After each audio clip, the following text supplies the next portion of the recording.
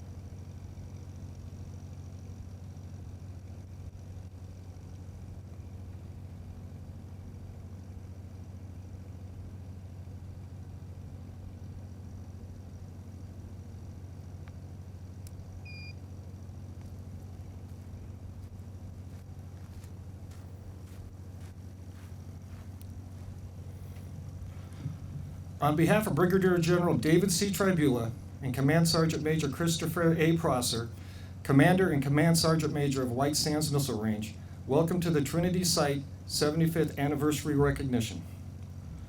Ladies and gentlemen, please stand for the invocation delivered by Installation Chaplain Lieutenant Colonel Kyle Welch.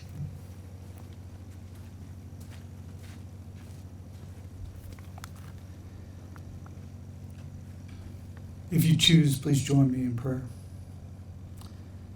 Our gracious and loving God, we come this morning humbly reflecting over this desert ground, the historic place of testing, the very site that would usher the world into the age of nuclear technology.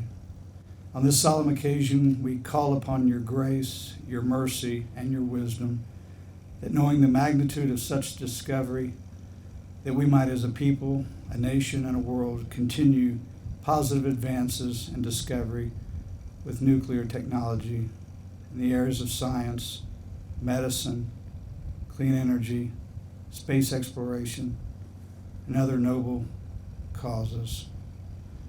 We ask that you enable us to harness these resources for the greater good and towards the pursuit of a better and more peaceful world. Help us to know your peace, a peace that surpasses all understanding. It's in the holy name of our God and the Creator of all we pray. Amen.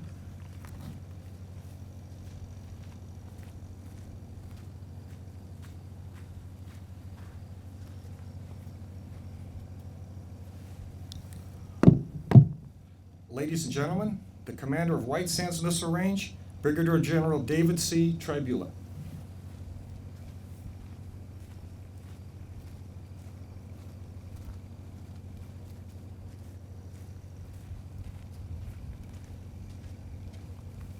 Please be seated.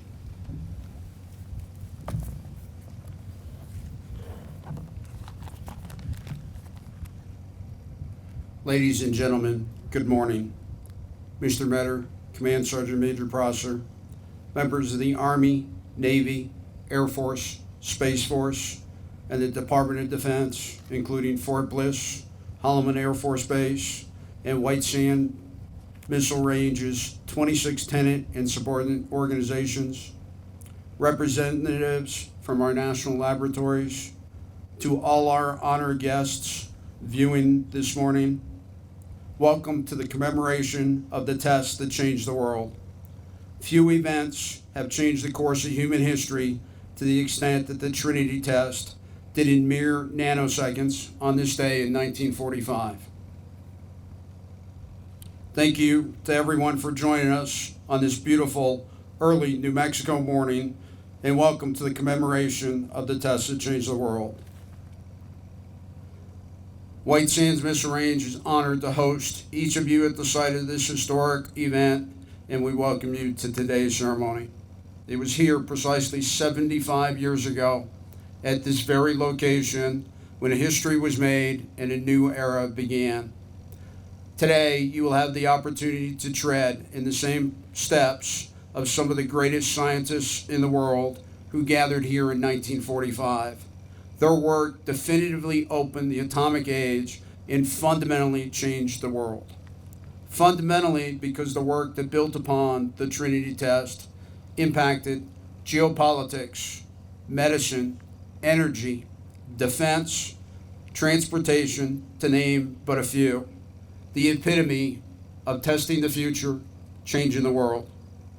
It was 5:29 and 45 seconds on July 16, 1945, when the Trinity test ushered in the atomic age, or which you might refer to as the nuclear age. Although we can debate the true beginnings, whether Einstein's E = mc squared, published in 1905, or perhaps Enrico Fermi's reactor built in 1942, regardless, we can agree that the Trinity test was an extremely vital occurrence that accelerated a dynamic new chapter in modern history. White Sands Missile Range, originally known as White Sands Proving Ground, was sanctioned by the Secretary of War in February 1945. This led to the range's establishment on July 9th, 1945, and just 7 days later came the Trinity test and what we are commemorating today. Of course, the Trinity test was not designed and executed in 7 days. It has its own backstory. Let's look at a portion of this story, starting with the Manhattan Project in 1942, a project conceived and put in place in order to design and build something that had not previously existed. Major General Leslie R. Groves and Dr. J. Robert Oppenheimer were at the forefront of the project.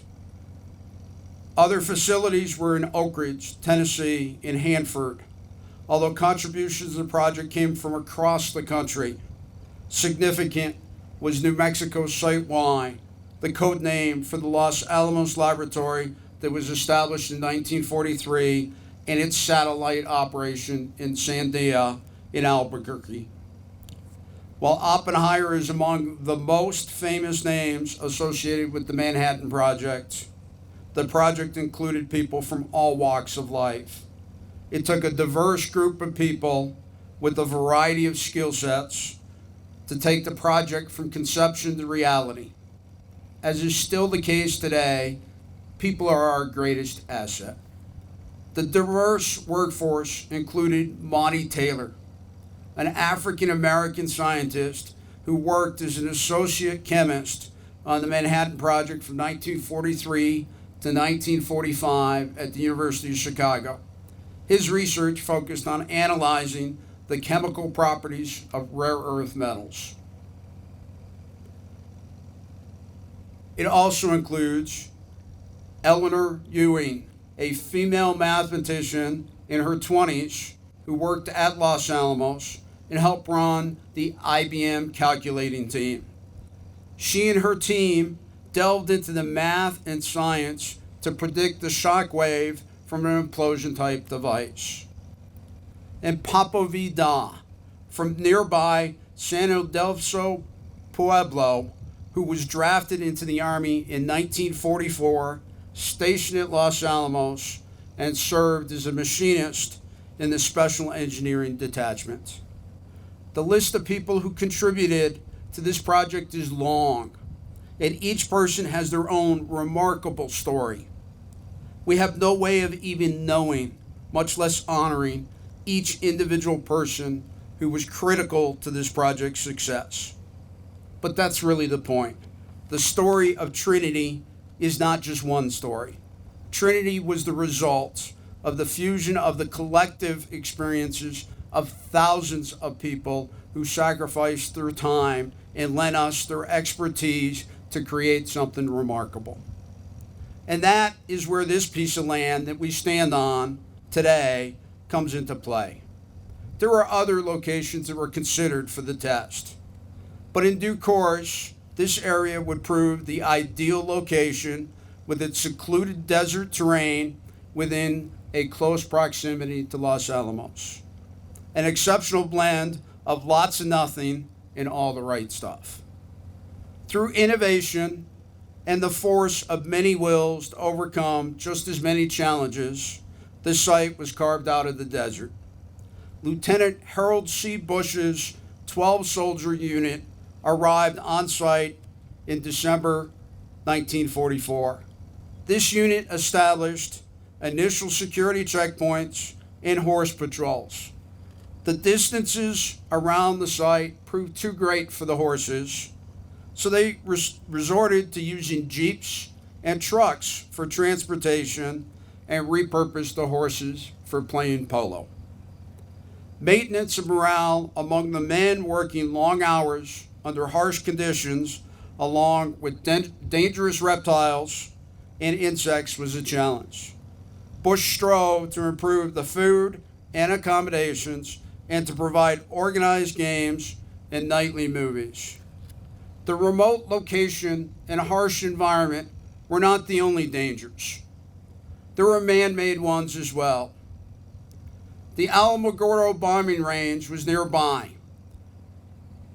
and the lead plane on a practice night raid accidentally knocked out the generator and thus doused the lights illuminated their intended targets. The follow-on planes bombed the only lights they could find, those of the Trinity base camp. This happened twice. Thankfully, there were no accidental bombings at the Schmidt-McDonald Ranch House, an important site for the test about 2 miles from here. The house was built in 1913 by German immigrant Francis Schmidt, and in the 1920s, the McDonald family took ownership. By 1945, the house was famously employed by scientists and workers to, among other things, assemble the plutonium core on July 13, 1945. It was the northeast bedroom that was designated for the assembly. Workbenches and tables were installed, and the windows were covered with plastic to keep dust and sand out of the critical instrumentation. Tape was used to fasten the edges of the plastic and to seal doors and cracks in the walls. Crude and cringeworthy on today's scientists, it's merely the creative means to getting the job done with what they had. The ranch house, restored in 1984, is a short ride from here. There you can view where, on July 12, 2 hemispheres of plutonium were carried in for preparation. At the house, Brigadier General Thomas Farrell, deputy to Major General Groves, was asked to sign a receipt for the plutonium. Farrell later said, and I quote, "I recall that I asked them if I was going to sign for it. Shouldn't I take it and handle it? So I took this heavy ball in my hand and I felt it growing warm. I got a sense of its hidden power. It wasn't a cold piece of metal, but it was really a piece of metal that seemed to be working inside. Then maybe for the first time, I began to believe some of the fantastic tales the scientists had told about this nuclear power." Let's jump ahead just 4 days, to 4 a.m. on 16 July. That's the time the Trinity test was scheduled to occur. But as those of us from the testing world know all too well, weather can literally rain on your test. And that's exactly what happened. 4 o'clock came and went. nothing. I can imagine with limited communications here among the numerous participants and observers, many had to be wondering whether the test would happen at all. But by 5:30, all doubts were erased. And according to Brigadier General Farrell's account, quote, the effects could well be called unprecedented, magnificent, beautiful, stupendous, and terrifying. No man-made phenomena of such tremendous power had ever occurred before. The lighting effects bedaggered description. The whole country was lighted by a Syrian light with the intensity many times that of the midday sun. It was golden, purple, violet, gray, and blue.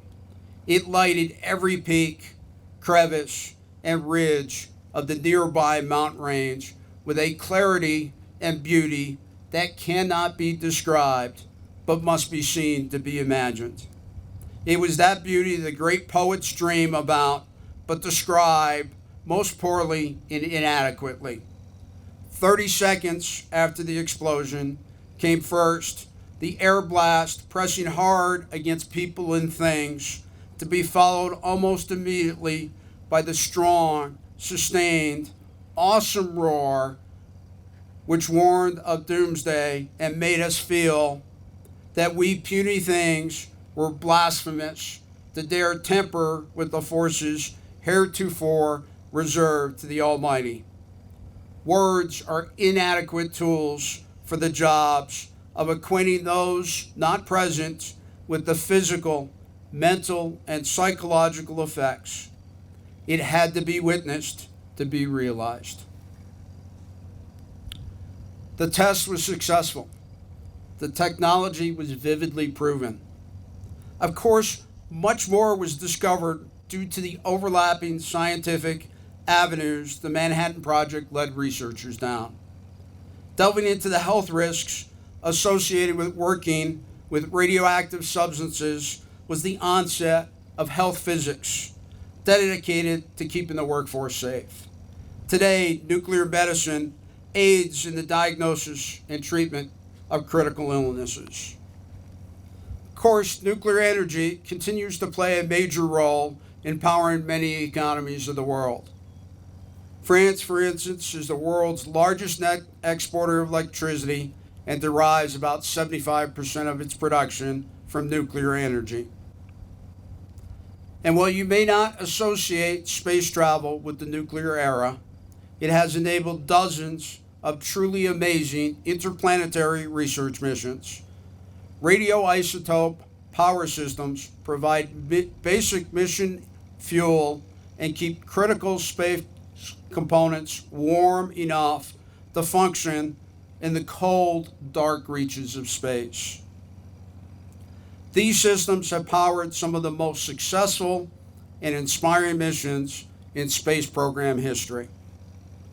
No doubt, there are many other benefits in a diverse range of science and engineering that were born from the tentacles of this test.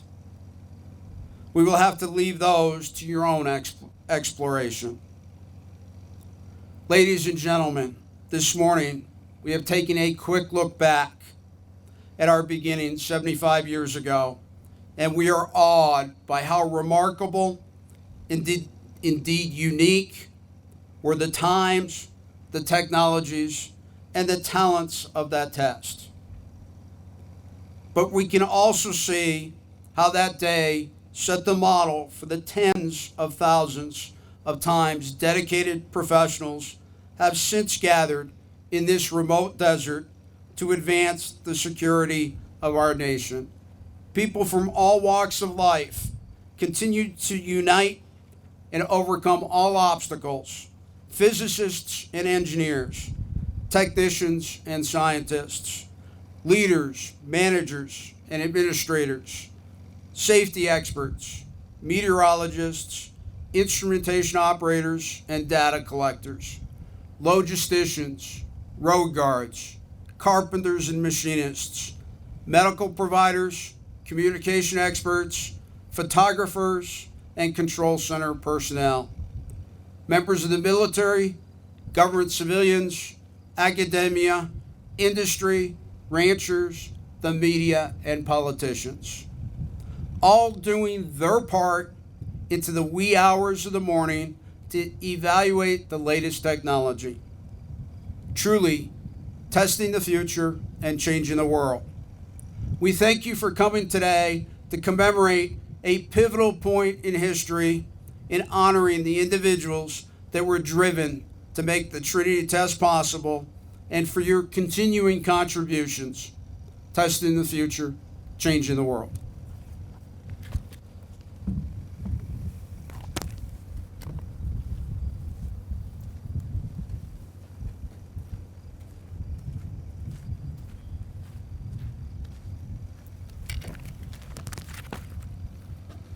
Ladies and gentlemen, this concludes today's Trinity Site 75th anniversary recognition. For those attendees that need to leave at this time, the bus is located next to Jumbo and will depart in 10 minutes. For all others, please take time to view the displays that we have here, and transportation to the McDonald Ranch House will depart in 30 minutes. Thank you for your attendance and have a safe day.